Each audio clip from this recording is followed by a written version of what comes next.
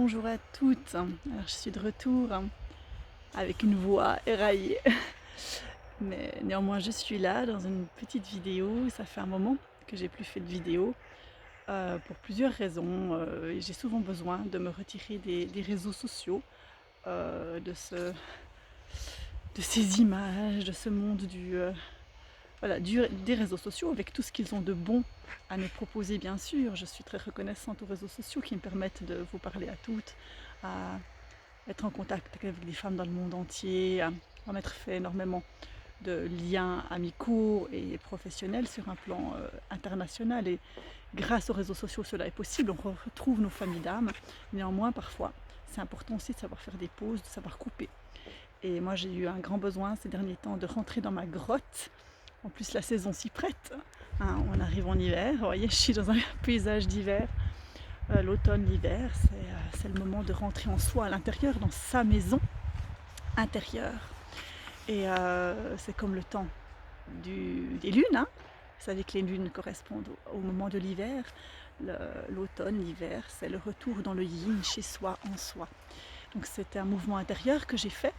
Et aujourd'hui, j'avais envie de revenir vers vous pour vous dire un petit peu comment je vais, ce qui se passe pour moi, les énergies du moment. Et je voulais déjà savoir, toi qui me regardes, comment vas-tu, comment vis-tu cette période exceptionnelle sur tous les plans, cette période très très chahutée pour beaucoup d'entre nous, sur un plan collectif, sur un plan individuel. Comment est-ce que tu la vis? Comment vas-tu vraiment? Pour ma part, c'est assez compliqué. Là, ça fait 5 jours, je crois que j'étais plus sortie de chez moi. Je me retrouve ici dehors. J'ai été malade, j'ai été grippée. J'ai vécu une phase de complications, on dira, qui se sont enchaînées dans ma famille, pas que ce qui me concerne personnellement, mais dans ma famille proche. Ma fille a une chute très grave sur la tête. Il y a eu des petits bobos de saison, des complications diverses et variées. Donc c'est une phase qui me demande, qui est challengeante pour moi. Je le vois avec les personnes que j'accompagne en séance individuelle, qui me disent pour beaucoup, c'est le mois de novembre, le pire de toute ma vie, que ce soit sur un plan physique ou émotionnel. Donc c'est vraiment une période très très particulière pour beaucoup d'entre nous. Et moi, en plus de toutes ces petites difficultés qui au final se résolvent, hein, là j'ai une grippe qui m'a malheureusement amené à annuler ou à repousser le live du programme en ligne L'endométriose, un chemin vers soi, ce que je fais jamais parce que je suis quelqu'un de fiable. Néanmoins, ça reste des problèmes qui sont anodins au vu d'autres problématiques qui nous concernent sur Terre. Néanmoins, je voulais quand même vous parler de ce que j'ai vécu, parce que je pense que ça va parler à pas mal d'entre vous. Je suis repassée à travers de toutes ces expériences, de la maladie aussi, de mon état ce week-end, par une petite nuit noire de l'âme. Alors qu'est-ce que c'est qu'une nuit noire de l'âme? Ce sont des moments où on plonge dans ses profondeurs, où on plonge dans ses souffrances, où on revisite les phases, les nœuds, je dirais, les blessures profondes, intimes de notre âme, et tout ce qu'on a peut-être déjà été visité, mais qui revient, qui refait surface, tout ce qui demande à être honoré, ce qui demande à être vu, ce qui demande à être écouté, entendu, sans jugement. Et voilà, moi je suis passée par cette phase-là d'obscurité, de plonger dans l'obscurité, et on en ressort toujours grandi de ces nuits noires de l'âme. Alors vous savez que j'accompagne euh, les femmes pour guérir des blessures d'âme, entre autres, bien sûr du corps aussi, mais on part des blessures de l'âme. Et quand on veut vraiment guérir sur tous les plans, il est important de ne pas être dans le déni, d'aller rencontrer ces moments où c'est désagréable. Parce que oui, la vie n'est pas une bisounours, on n'est pas dans le monde des bisounours. On est dans un monde où il y a des hauts et des bas, il y a des émotions, il y a des phases compliquées dans nos vies. On est venu pour grandir, on est venu pour apprendre sur Terre, et c'est important de s'en souvenir. Donc, en plus, moi en ce moment, ce que je vis aussi, c'est que je suis très attaquée par l'ombre, qui est là, présente dans le collectif, très très, très présente. Et pour tous les travailleurs de lumière, les artisans de lumière, ceux qui sont amenés à contribuer vraiment à l'éveil du nouveau monde, eh bien, qui sont censés être les locomotives un petit peu des transformations, on est très très attaqué par l'ombre. Alors je vous parle maintenant sur un plan énergétique, et celles d'entre vous qui sont concernés se reconnaîtront là-dedans. Pour toutes les autres, vous n'êtes pas obligés de me suivre là-dedans, mais en tous les cas, il y a quelque chose de lourd, il y a un égrégore, il y a des énergies qui sont très lourdes, qui nous affectent toutes et tous, quel que soit ce que l'on fait, là où on en est, nos croyances, etc. En fait, ce que je voulais vous dire par là, c'est que moi, comme tout le monde, je ne suis pas à l'abri des nuits noires de l'âme, que moi aussi je revisite mes ombres, mes obscurités, mes souffrances, mes blessures, que j'ai des remises en question. C'est important aussi de le dire, parce que justement sur les réseaux sociaux, parfois on a tendance à voir les paillettes, des femmes qui sourient, des femmes en maillot de bain, toutes jolies, machin. Mais en fait, personne n'est sur un piédestal. Celles qui vous vendent du rêve, eh bien elles vous vendent du rêve. Mais il n'y a pas de vie de rêve. Chacun d'entre nous passe par des moments douloureux. Et ce n'est pas parce qu'on est coach, thérapeute ou guérisseur, etc., que nous-mêmes, nous n'avons pas des épreuves à vivre et à continuer à affronter. Alors on les vit autrement, ce sont des défis que l'on vit de manière peut-être plus fluide, plus rapide, que l'on transmute plus rapidement.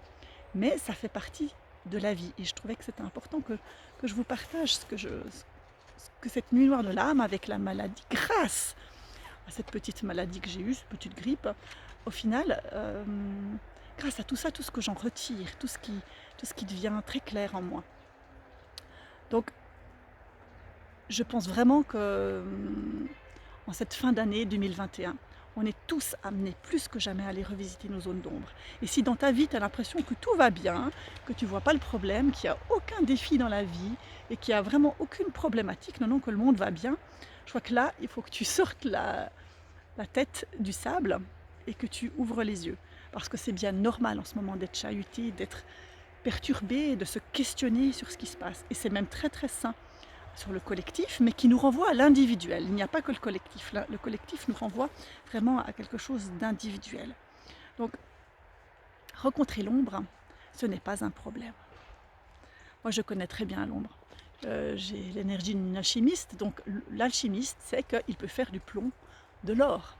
Moi, c'est en rencontrant les ombres, en allant les visiter, que je trouve la lumière.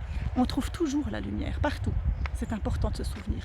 Alors la fatigue, la lassitude qu'on peut ressentir cette fin d'année, que tu peux ressentir, que moi aussi je ressens, qu'on est très très nombreuses à ressentir, elle est normale. Il y en a ras-le-bol, il y a des choses qui ont besoin de se boucler, on a besoin de passer à autre chose, c'est évident. Cette lassitude, elle va peut-être durer encore un moment, parce que sur un plan collectif, on n'est pas sorti de l'auberge. Les yeux ont besoin de s'ouvrir, les consciences ont besoin de s'éveiller. Et malheureusement, là, on est parti pour un marathon, on n'est pas parti pour un sprint en termes d'évolution de conscience, en termes d'évolution. Donc, il va falloir tenir bon. Et moi avec, hein, mais heureusement, moi je suis du signe du taureau, donc j'ai de la persévérance. Et au travers de mon chemin de guérison de l'endométriose, j'ai vraiment appris à être très persévérante. Et aujourd'hui, le résultat, c'est que je suis guérie. Donc moi, je crois au miracle profond. Je crois profondément, j'ai foi profondément en mes capacités à traverser les épreuves. Et aujourd'hui, ce que je retire de cette expérience que je vis depuis quelques semaines, c'est que grâce à ces revisites de l'ombre, mon cœur est encore plus grand. Le passage de la tête au cœur était encore plus important. Ça se fait couche par couche. Hein. Je me sens encore plus connectée, j'ai reçu des enseignements encore plus importants pour accompagner les personnes. Je suis vraiment très très remplie de gratitude pour les symptômes que j'ai vécus, pour ce que ça a signifié pour moi, pour ces épreuves, ces défis qui m'ont permis aussi d'aller revisiter certaines croyances. Et aujourd'hui, là où je te parle, au moment où je te parle, on est au mois de décembre. Alors le mois de décembre, c'est un mois magique. C'est un mois extrêmement sombre, hein, mais en même temps c'est un mois magique. Pourquoi ? Parce que les lumières reviennent via la décoration de Noël, via les sapins de Noël. Alors même si ton ambiance intérieure n'est pas trop à la fête, comme ça a été le cas pour moi ces derniers temps, je t'invite à contempler le cadeau que nous fait le mois de décembre. Tu peux sentir la lumière qui est en train de revenir. On a le solstice d'hiver le 21 décembre, qui est le jour le plus sombre de l'année, on pourrait dire. Mais ensuite, la lumière revient. Les journées remontent. Et je te rappelle que Noël, à l'origine, c'était une fête païenne. Et Noël, c'était une fête qui permettait de célébrer le solstice d'hiver. Donc c'est une célébration de plonger dans l'ombre et en même temps on ressort pour aller vers la lumière. Et cette année, le 21 décembre, c'est un portail énergétique d'une extrême importance. Pour toutes celles et ceux qui sont prêts à faire ce saut quantique, qui sont prêts à aller vers la conscience, aller vers un monde différent, qui sont prêts à mettre leur axe, leur courage dans l'incarnation, à matérialiser ce qu'ils sont venus faire, leur puissance, à guérir, à y aller, à foncer, à agir à partir du cœur, à vraiment unir ce yin et ce yang, puisque c'est l'objet de mon travail, au travers aussi des guérisons, de l'endométriose, etc. Et bien pour ces personnes-là, il peut se passer des choses exceptionnelles à partir du 21 décembre. Et pour tout le monde d'ailleurs, il va y avoir quelque chose sur un plan énergétique qui va être très très puissant. Parce que les portes du nouveau monde sont en train de s'ouvrir. Et même si c'est pas facile, même si on voit pas, même si autour de nous c'est le bordel, c'est le chaos, c'est la dictature qui s'installe, n'ayons pas peur des mots, c'est un système de contrôle, de surveillance, que les tout se resserre autour de nous, eh bien, en parallèle, autre chose est en train de se créer. Et ça, j'avais besoin de te le dire, parce que je sais que certaines d'entre vous ont besoin de l'entendre. Comme moi aussi, j'ai parfois besoin de l'entendre d'autres personnes. Et Noël, et ça je parle évidemment aux femmes qui ont en particulier l'endométriose, elles se reconnaîtront, et celles qui suivent le programme l'endométriose un chemin vers soi, elles vont peut-être un petit sourire, mais je vais vous rappeler toutes que Noël, c'est la fête des enfants. On fête quoi à Noël? Au-delà de l'aspect commercial, etc. On fête l'enfant divin, on fête l'enfant de lumière. Jésus. Alors là, je parle hors religion. Ça n'a rien à voir avec la religion. Qu'est-ce que ça signifie dans son essence, sur un plan purement symbolique, sur un plan purement spirituel?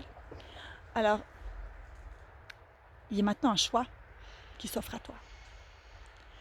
Est-ce que tu te laisses happer par l'obscurité, qu'elle soit personnelle, collective, ou est-ce que tu es prête à allumer la lumière à l'intérieur? Donc, symboliquement dans ta maison, peut-être via des bougies, etc. Mais aussi, peut-être plus encore, dans ta maison intérieure, dans ton temple physique, à l'intérieur de ton cœur. Alors personnellement, parfois j'oscille comme tout le monde. Mais moi, pour traverser ces moments obscurs, je mets beaucoup vraiment de la lumière des bougies, de la joie de ma fille qui va bientôt avoir 4 ans et qui se réjouit que le Père Noël arrive. Je sens les senteurs de Noël, ma connexion profonde à l'énergie de Jésus, Sananda, est aussi importante, l'énergie christique. Comme je dis, c'est hors religion. Pour moi, Jésus, il a amené l'amour inconditionnel sur terre. C'est ça qu'il a amené. Et je fais abstraction totale de tout débat religieux. Et tout cela peut exister. Cette magie peut exister même si à l'extérieur tout est interdit. Du moins à ceux qui refusent les injections expérimentales qu'on appelle vaccins. Et je te propose, dans cet esprit de sororité aussi, qui est tellement important sur notre chemin de guérison, tellement important. C'est un chemin qui nous unit, qui nous grandit, qui nous donne de la force, de faire briller ta lumière. Parce qu'on a, chacune d'entre nous est importante. Et je t'invite vraiment à te poser la question, qu'est-ce que j'ai envie de faire rayonner en 2022 ? Quelle partie de moi est prête à prendre de l'expansion? Et quand je dis rayonner, prendre de l'expansion, c'est pas de l'ego, il ne s'agit pas d'aller briller, d'être sur un piédestal, être plus grande qu'une autre, je ne sais quoi. Donc qu'est-ce qui fait ma spécificité? Qu'est-ce que j'ai envie comme comportement, comme attitude peut-être, comme pas dans ma vie? Est-ce que j'ai besoin de faire pour briller un peu plus? De quelle manière est-ce que je peux apporter une lumière de vie, une lumière de joie, une lumière de sagesse, de conscience, de guérison dans ce monde qui en a tant besoin. Et ça n'a pas besoin d'être d'énormes choses, ce sont parfois de toutes petites choses. Alors, si tu as envie de partager sous la vidéo ce que toi tu as vraiment envie de faire rayonner en toi, et rayonner ça ne veut pas dire briller. Briller c'est de l'ordre de l'ego, j'ai envie de briller, j'ai envie de... Rayonner c'est qu'est-ce que mon cœur a envie de rayonner. Plus de sagesse, plus de conscience, plus de joie. Je suis curieuse, je suis intéressée par ce que tu as envie de rayonner, parce que ce que tu as envie de rayonner va rebondir sur d'autres femmes. Dans la sororité, on va pouvoir profiter toutes de nos énergies de rayonnement. Et je te rappelle qu'on est tous ensemble embarqués dans ce même vaisseau Terre. Donc on se tient les mains énergétiquement, quoi qu'il arrive, quoi qu'il se passe. Alors je t'envoie toute ma lumière et moi je te dis que mon engagement à moi pour 2022, de moi à moi, c'est de rayonner toujours plus de joie parce que j'ai besoin de rajouter encore plus de joie dans mon quotidien. Et pour conclure, quand même, je vais te présenter Willy. Willy, voilà, Willy. Est-ce que tu le vois? Voilà, ça c'est Willy, notre joli bonhomme de neige. Voilà, ça c'était pour ton enfant intérieur. Donc, je te souhaite une excellente journée et je te dis à bientôt. Bye bye.